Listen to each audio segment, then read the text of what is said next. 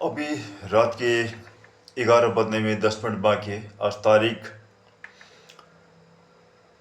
18 सितंबर 2025 और इस समय इंसान के लिए बहुत ही बात जानना बहुत ज़रूरी होता है। इसलिए मैं कह रहा हूँ कि रात को भी मैं हमेशा बोलता हूँ, अब चुप रहो ना कहूँ, किसी को कुछ मत बोल। फिर भी इंसान की इंसानियत उसको बाध्यता बना देता है।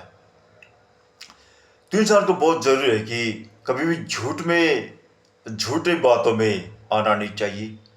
सबसे पहले अपने आप को पहचानना बहुत ज़रूरी है, संसार को नहीं। और एक इंसान होने के नाते संसार के इंसान को मैं वहाँ से बचा के निकालूंगा, उस जगह से बचा सकता हूँ। मत बोलना, समझा सकते, दिखा सकते, रास्ता आँख खोल सकते हैं, सिखा सकते हैं, ये हमारा मकसद बनता है, कर्तव्य है। मगर जो इसे जहाँ चलो उसको खींच कर टान के बाहर निकालना हमारा मकसद नहीं है। क्योंकि कभी भी इंसान को, संसार के इंसान को समझाया नहीं जाता, नहीं सकते, और सिखा कर कभी सिखा नहीं सकते। क्योंकि कोई भी यहाँ पर सीखने वाली नहीं है। एक तरफ से चलने वाली, झूठ के पीछे चलने वाले। मैंने कई बार कहा, इंसान का मतदान अधिकार नहीं है, मतदान करना दरकार नहीं है, और नेताओं को पीछे पड़ना नहीं चाहिए। नेता सिर्फ इंसान को बेवकूफ बनाकर लूटने का काम कर रहे हैं। बस खुद भी एक इंसान होकर सीखना चाहिए। सब कुछ खुद को बनाना चाहिए। मैंने कई बार कह चुका इस बात को। फिर भी वही जब हमारे पास आता है तो कहना पड़ता है। और इंसान को सृष्टि करने वाले परमेश्वर है, डर उनका रखना चाहिए। और सब कुछ देने वाले परमेश्वर है, उनको मानना चाहिए।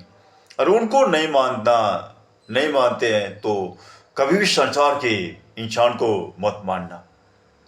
संसार के इंसान जो नेताओं, सरकार जो है ना, ये सिर्फ लूटने वाले, बेवकूफ बनाकर। आज देश में इतने ज़्यादा बाढ़ से तबाह होते जा रहा है, खेती तबाह होके गया हुआ है, लेकिन नेताओं को कोई मतलब नहीं है। सिर्फ चुनाव, वोट से मतलब है। दिखाई दे रहा है सब कुछ सामने। जानकर कभी भी, सब कुछ देखकर भी अनजान नहीं बनना चाहिए इंसान को। अनजान में हुई गलती माफ है, लेकिन जानकर क्या हुआ गलती कहीं भी क्षमा नहीं है। परमेश्वर में भी नहीं, प्रभु में भी नहीं है। ये बाइबल में परमेश्वर ने स्पष्ट रूप से कह चुके हैं। इंसान को सिर्फ अनाज और मिट्टी चाहिए। ये सब सृष्टिकल परमेश्वर है। मैं डर रखता हूं तो एक ही परमेश्वर का डर रखता हूं, संसार का नहीं। इसलिए आज तक मैं चल रहा हूं, हर जगह पहुंच रहा हूं। मैं कभी भी कहीं भी पहुंचता हूं।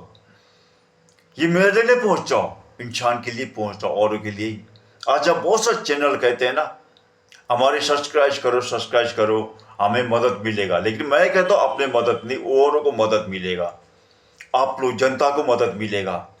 जो मैं कह रहा हूं उसको सुनकर अच्छा, अगर मतदान करना छोड़ दोगे ना, ये आप लोगों का फायदा है, जनता का फायदा, आने वाले बच्चों को फायदा है।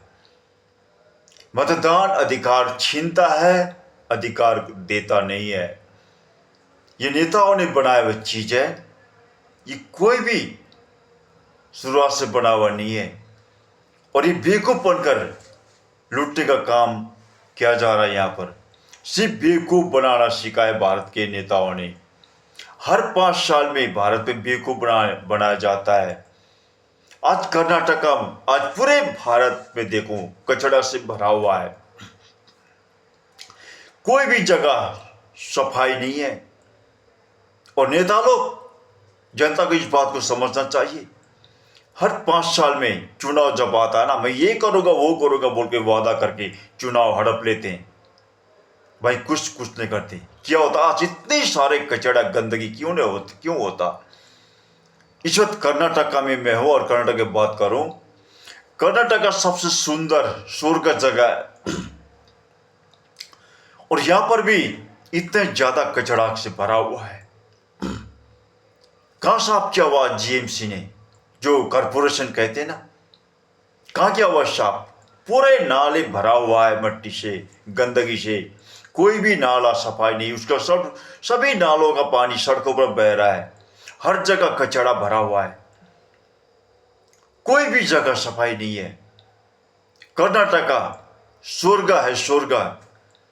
एक ऐसा भारत वर्ष में और विश्व की बात करो, विश्व में सभी देशों से लेकर सिर्फ कर्नाटका, मैं विश्व को में जोड़ता हूं इस कर्नाटका को। हमने सभी जगह देखकर, हर जगह देखकर आकर बात कर रहे हैं हम। ये सिर्फ कर्नाटका है, परमेश्वर ने वासस्थान किया हुआ जगह कर्नाटका है।